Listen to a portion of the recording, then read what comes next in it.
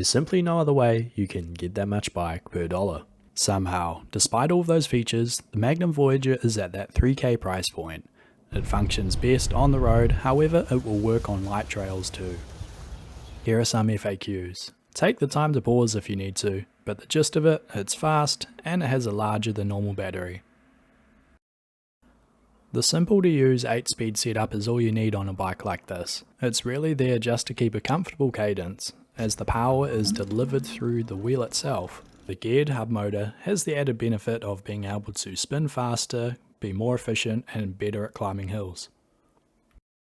27.5-inch wheels with plus size tyres. These tyres are light, comfortable and grippy, but by that very design not as durable as others. For casual use this is fine. However, if you're spending a lot of time on one type of terrain, we suggest you upgrade at the time of purchase. For suspension, up front we have 100mm of travel with the Sun Tour shocks. The factory suspension seat post also helps smooth out the ride. Both front and rear brakes are dual piston hydraulic with 180mm rotors. Plenty of stopping power for this application. The frame geometry is relaxed.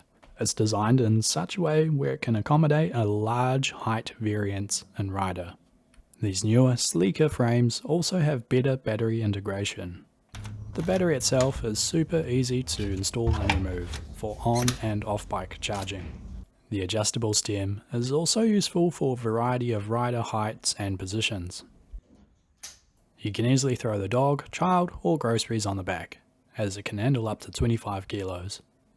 Lighting is pretty basic, however it does its job if you need to be seen during the night. The rear light is powered by 2 AAAs and the front by the bike's main battery. Most find the stock saddle pretty comfortable, but you can change this if you need to. Up front we have medium to narrow bars with a decent rise. On the left we have the rear brake and the control panel for the electrics. As for the right, we have the bell, shifter, front brake and throttle. In the centre, you have a credit card sized display, which shows you a lot of useful information. From trip, capacity and speed, to being able to change the power for the bike that you want.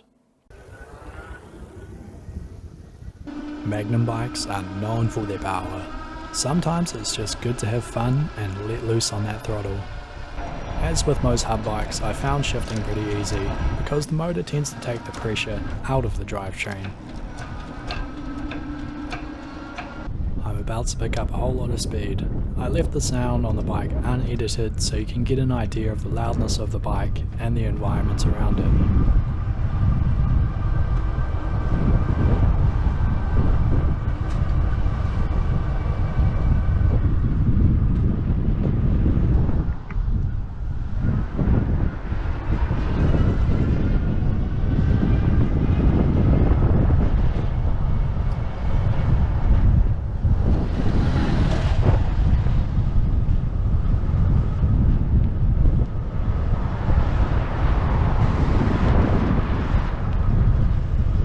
And finally, we've taken the bike down to Fowler's Ave for a hill climb test. This street is 110 meters long and 25 meters in height. That's the vertical equivalent of a 5-story building. The bike is in max power and a low gear. I'm putting down a moderate effort when it comes to pedaling. You gotta remember, this is a hub-driven bike. It's not really designed for hill climbing. However, it's doing really well. And just like that, it pretty much climbed an office building, without even having to stand to pedal. So if you like it, the next step is to try it for yourself. We do free test rides. Just a heads up though, right now everyone's test riding, so make sure you reserve your spot online, so we can ensure that your bike is actually available on the time and day that you want it. You can take a minute to do this right now, using the first link in the description. riverriders.co.nz. Thanks for watching.